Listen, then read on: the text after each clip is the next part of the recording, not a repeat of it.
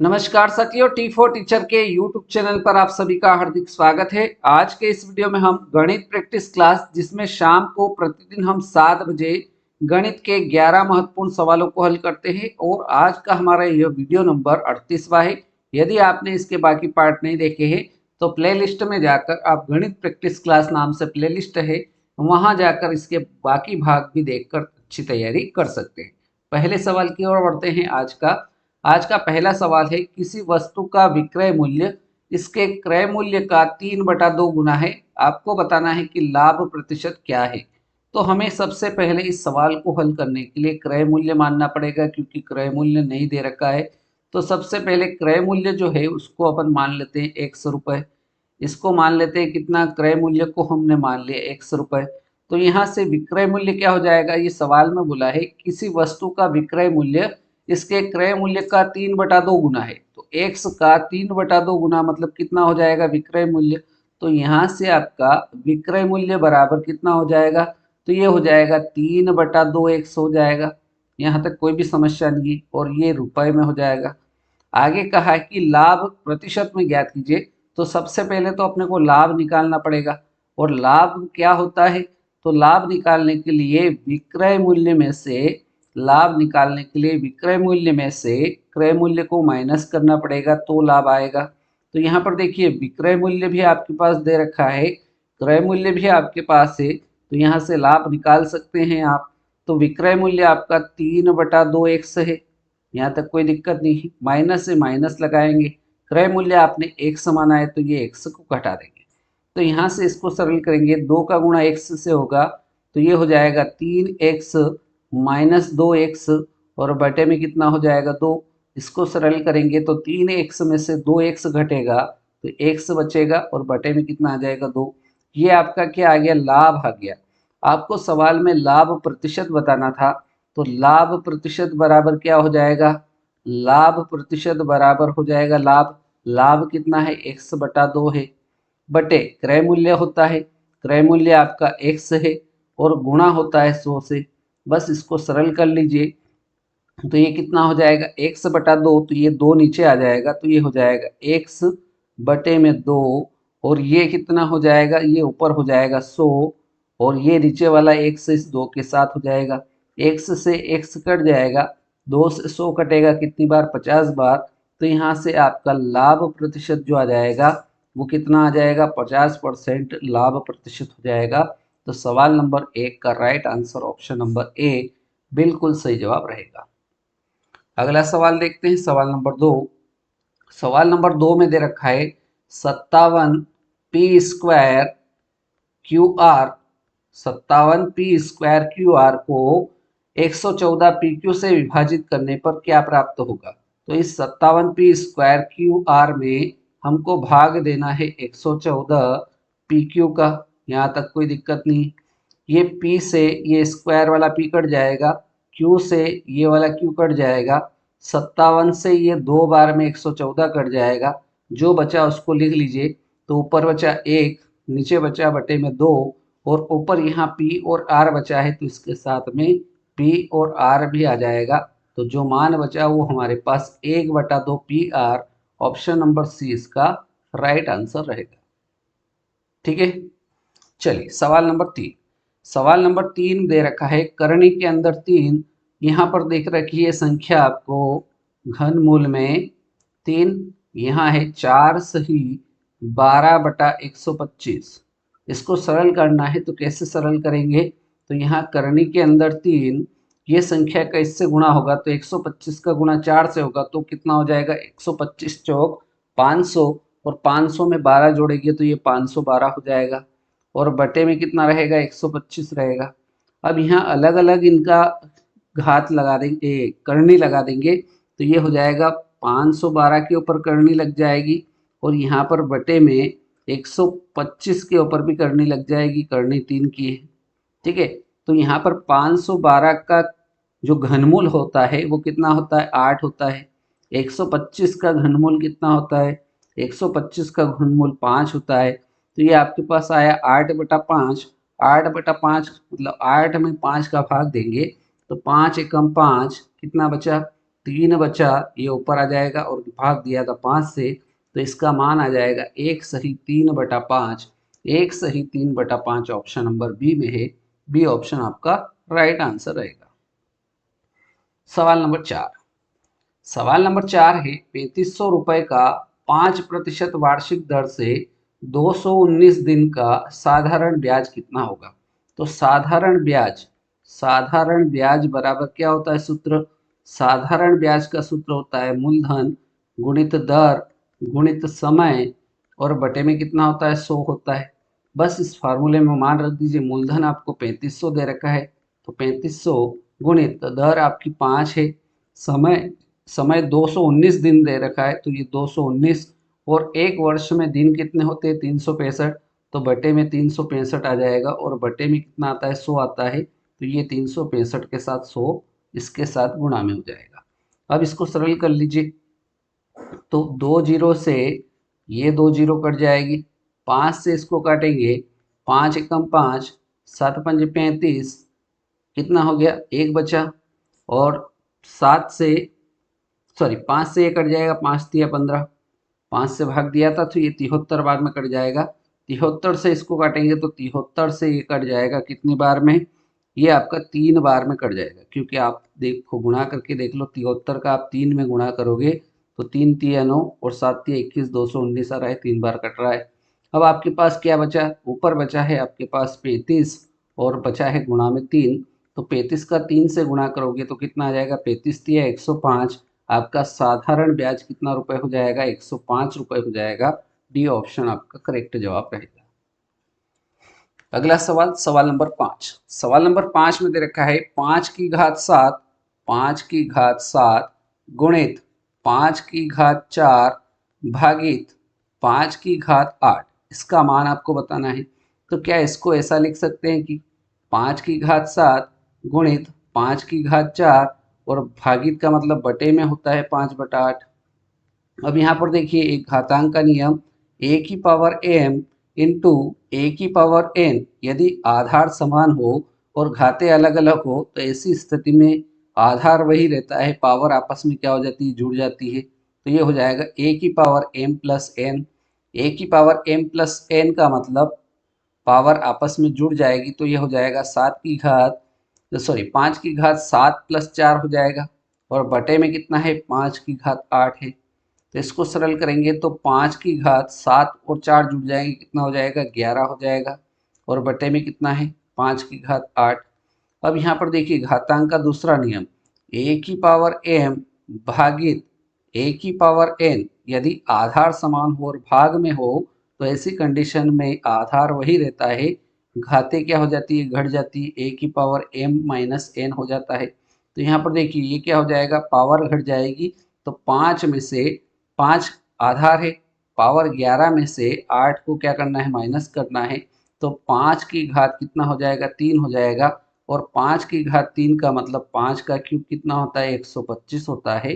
तो इस सवाल का सही उत्तर जो हो जाएगा वो 125 हमारा right answer option number D बिल्कुल सही जवाब रहेगा। चलिए अगले सवाल की ओर बढ़ते हैं। सवाल नंबर 6। सवाल नंबर 6 है ए की आय बी की आय से 20% अधिक है, तो बी की आय ए से कितना प्रतिशत कम है। मतलब आपको यहाँ परसेंट कमी निकालना है, प्रतिशत कमी निकालना है, और प्रतिशत कमी निकालने के लिए एक फार्मूला होता है, वो फार्मूला होता है R upon 100 plus R upon 100 plus R into 100। इस फार्मूले की सहायता से आप प्रतिशत कमी निकाल सकते हैं। तो यहाँ पर आर का मान कितना होगा, 20% दे रखा है तो आर का मान 20 हो जाएगा, बटे में 100 प्लस 20 कितना हो जाएगा 120 हो जाएगा, और गुणा हो जाएगा 100 से। ये 20 एकम 20, 20 छंग 120, यहाँ 100/6 हो जाएगा इसका मान। तो 100/6 को आप सरल करोगे तो कितना हो जाएगा, 100/6 को हल करोगे तो ये आ जाएगा कितना, 16 सही 2/3% आपकी क्या हो जाएगी, प्रतिशत कमी हो जाएगी। तो इस सवाल नंबर 6 का जो सही उत्तर होगा वो ऑप्शन नंबर सी 16 सही 2/3 इसका राइट आंसर हो जाएगा। अगला प्रश्न देखते हैं। अगला सवाल, सवाल नंबर 7। सवाल नंबर 7 कह रहा है एक वर्ग की भुजा में 20% की कमी कर दी जाए तो क्षेत्रफल में कितने प्रतिशत की कमी हो जाएगी। क्या कहा है सवाल में, एक वर्ग है, इस प्रकार से एक वर्ग दे रखा है, ये वर्ग है, इसकी भुजा में 20% की कमी की बात की है यहाँ। तो वर्ग की विशेषता होती है कि चारों भुजाएं समान होती है। यदि मान लीजिए इस वर्ग की भुजा को अपन 10 मान लेते हैं, कितना मान लेते हैं, 10 मान लेते हैं, तो इसका क्षेत्रफल कितना हो जाएगा। तो वर्ग का क्षेत्रफल कितना होता है, तो वर्ग के क्षेत्रफल का सूत्र होता है भुजा का स्क्वायर। वर्ग के क्षेत्रफल का सूत्र होता है भुजा का स्क्वायर। भुजा का स्क्वायर करेंगे मतलब 10 का स्क्वायर कितना हो जाएगा, 10 का स्क्वायर 100 हो जाएगा। यहाँ तक कोई दिक्कत नहीं है। अब ये कह रहा है कि 20% की कमी कर दी जाए, तो यहाँ भुजा जो है इसकी 10, इसकी लंबाई हमने मानी है, इसको अगर 20% कम कर दिया जाए तो 10 का 20% कितना हो जाएगा, तो 10 का 20% कितना हो जाएगा, 2 हो जाएगा। तो पहले भुजा हमने 10 मानी थी, अब भुजा को कितना मानना है, 8 मानना है। तो ऐसी स्थिति में आपके क्षेत्रफल में कितने प्रतिशत की कमी होगी ये बताना है। तो पहले भुजा आपकी 10 थी, अब भुजा कितने की है, 8 की है। तो 8 अगर भुजा दे रखी है तो इसका क्षेत्रफल कितना हो जाएगा, 8 का स्क्वायर हो जाएगा। और 8 का स्क्वायर कितना होता है, 64 होता है। तो देखिए पहले क्षेत्रफल कितना था, 100 था, अब क्षेत्रफल कितना हो गया है, 64 हो गया। कितने की कमी हो रही है, तो यहाँ 100 में से 64 को माइनस कर देंगे तो कितने की कमी हो जाएगी, 36% की कमी हो जाएगी। तो इस सवाल का जो सही उत्तर होगा वो 36% हमारा राइट आंसर सवाल नंबर 7 का ऑप्शन नंबर सी बिल्कुल सही जवाब रहेगा। ठीक है, आगे बढ़ा जाए सवाल नंबर 8 की ओर। सवाल नंबर 8 है, 5 क्रमिक विषम संख्याओं में पहली तथा तीसरी संख्याओं का योग आपको दे रखा है 146 है, तो पांचवी संख्या क्या होगी। हमें 5 क्रमिक विषम संख्याओं को लेना है।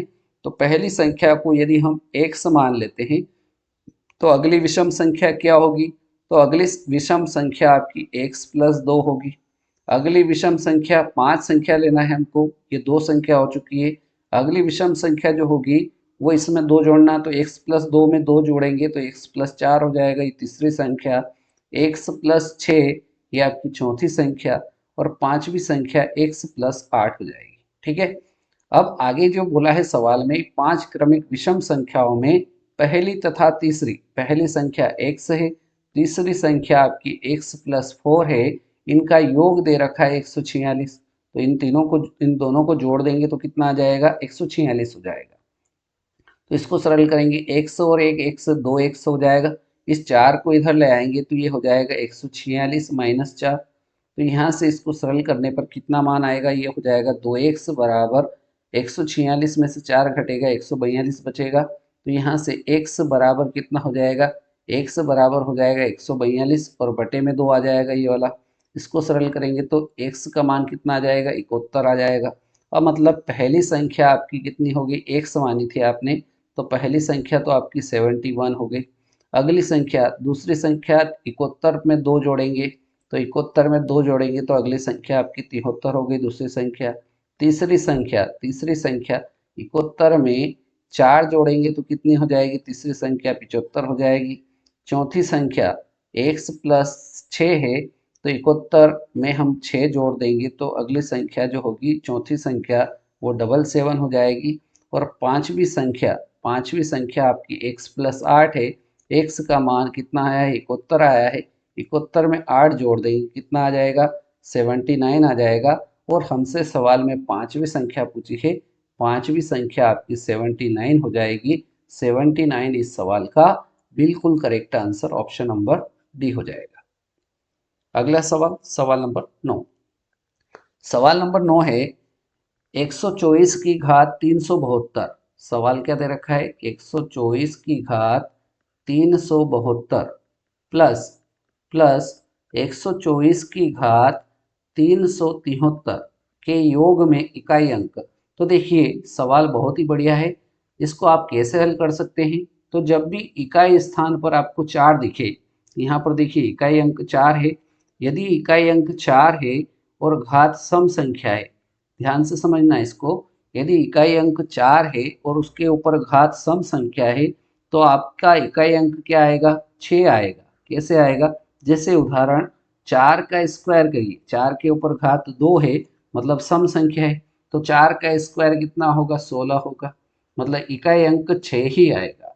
प्लस 4 के ऊपर यदि यहाँ पर देखिए इकाई अंक 4 है और 4 के ऊपर यदि घात जो दे रखी है वो विषम हो, 4 के ऊपर घात कैसी हो, विषम हो, तो ऐसी स्थिति में उसका इकाई अंक कितना आएगा, 4 आएगा।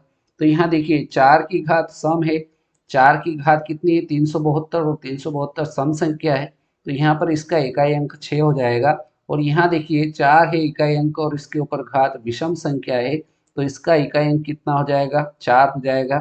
दोनों का योग बोला है तो 6 और 4 कितना हो जाएगा, 10 हो जाएगा। और 10 में इकाई अंक कितना है, 0 है। राइट आंसर इस सवाल का ऑप्शन नंबर सी 0 इसका बिल्कुल सही उत्तर हो जाएगा। अगला सवाल, सवाल नंबर 10।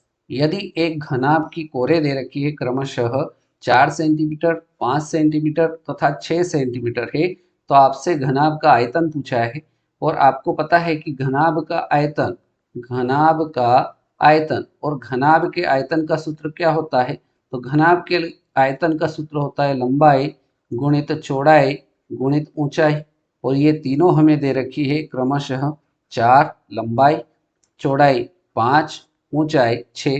इनको सरल कर लेंगे तो ये कितना आ जाएगा, 4 पंजे 20, 20 का गुणा 6 से करेंगे तो कितना आ जाएगा, 6 दूना 12 और 1 जीरो लग जाएगी, और आयतन है इसलिए इसकी इकाई कितनी हो जाएगी, घन सेंटीमीटर हो जाएगी। तो इस सवाल नंबर 10 का आंसर कितना हो जाएगा, 120 घन सेंटीमीटर। ऑप्शन नंबर ए इसका बिल्कुल सही जवाब रहेगा। चलिए अगला सवाल देखते हैं, सवाल नंबर 11। सवाल नंबर 11 दे रखा है कि एक 12 मीटर लंबाई तथा 8 मीटर चौड़ाई वाले कमरे में 40 सेंटीमीटर भुजा वाली कितनी वर्गाकार टाइलें लगाई जा सकती है, ये आपको बताना है। तो जब भी सवाल में आपको टाइलों की संख्या पूछी जाए, क्या बताना हो, सवाल में आपको टाइलों की संख्या बताना हो, तो आपको क्या याद रखना है, टाइलों की संख्या बराबर क्या हो जाएगा, कमरे का क्षेत्रफल, कमरे का क्षेत्रफल, कमरे का क्षेत्रफल, और उसमें भाग देना है एक टाइल का, एक टाइल का क्षेत्रफल का। क्या करना है, जब भी आपको टाइलों की संख्या पूछी जाए तो कमरे के क्षेत्रफल में एक टाइल के क्षेत्रफल का भाग देना है। अब यहाँ देखिए, यहाँ एक चीज आपको सेंटीमीटर में दे रखी है और ये मीटर में दे रखी है, तो इसको भी हम मीटर में बदल दे, मीटर को सेंटीमीटर में बदलेंगे तो कमरे का क्षेत्रफल लंबाई गुणित चौड़ाई, लंबाई को हम ये जो दे रखी है 12 मीटर, इसको सेंटीमीटर में बदलेंगे तो ये हो जाएगा 1200 मीटर, ठीक है, गुणित 8 मीटर है तो इसको सेंटीमीटर में बदलेंगे तो ये 800 मीटर, 800 सेंटीमीटर हो जाएगा, ठीक है। एक टाइल का क्षेत्रफल, कैसी है टाइल, 40 सेंटीमीटर है और वर्गाकार टाइल है, तो वर्ग का क्षेत्रफल क्या हो जाएगा, भुजा का स्क्वायर, भुजा का स्क्वायर मतलब भुजा आपकी 40 है, स्क्वायर का मतलब इसको 2 बार लिख देंगे तो 40 गुणित 40 हो जाएगा। तो इसको सरल कर लेंगे तो ये 1 जीरो से इसकी 1 जीरो कट जाएगी, 1 जीरो से इसकी 1 जीरो कट जाएगी, ये 4 से 4 एकम 4, 4 दूनी 8, ये कट गया, ये 2 से ये कट जाएगा 2 बार, और ये कट जाएगा 1202 से 600 बार में। तो अपनी टाइलों की जो संख्या हो जाएगी वो कितनी हो जाएगी, 600 टाइलों की संख्या हो जाएगी। राइट आंसर सवाल नंबर 11 का ऑप्शन नंबर डी बिल्कुल सही जवाब रहेगा, ठीक है। तो इस प्रकार से आज के इस वीडियो में हमने गणित प्रैक्टिस क्लास, जिसमें शाम को 7 बजे प्रतिदिन हम 11 महत्वपूर्ण सवालों को हल करते हैं, इसी प्रकार से हमारा एक और वीडियो आता है शिक्षक भर्ती, जो कि हिंदी से संबंधित, सुबह 9 बजे इस विषय के हम 15 प्रश्न प्रतिदिन हल कर रहे हैं। यदि आप दोनों विषय की तैयारी करना चाहते हैं तो आप हमारे इस व्हाट्सएप ग्रुप से जुड़ सकते हैं। उसके लिए आपको इस नंबर पर क्या करना है, मैसेज करना है या फिर वीडियो के डिस्क्रिप्शन को चेक करना है, वहां से भी आप इस ग्रुप को ज्वाइन कर सकते हैं। तो आज की इस वीडियो में इतना ही, अगले वीडियो में मुलाकात करेंगे नए प्रश्नों के साथ, नए सवालों के साथ। तब तक के लिए जय हिंद। यदि आपको वीडियो पसंद आया हो तो लाइक अवश्य करें, शेयर करें, और आपको वीडियो कैसा लगा उसके लिए आप क्या कर सकते हैं, कमेंट कर सकते हैं। यदि चैनल पर नए हो तो चैनल को सब्सक्राइब कर लीजिए ताकि इस प्रकार के वीडियो आपको मिल सके और आप बहुत ही शानदार और अच्छी तैयारी कर सकें। अगले वीडियो में मुलाकात करते हैं। धन्यवाद। जय हिंद, जय भारत।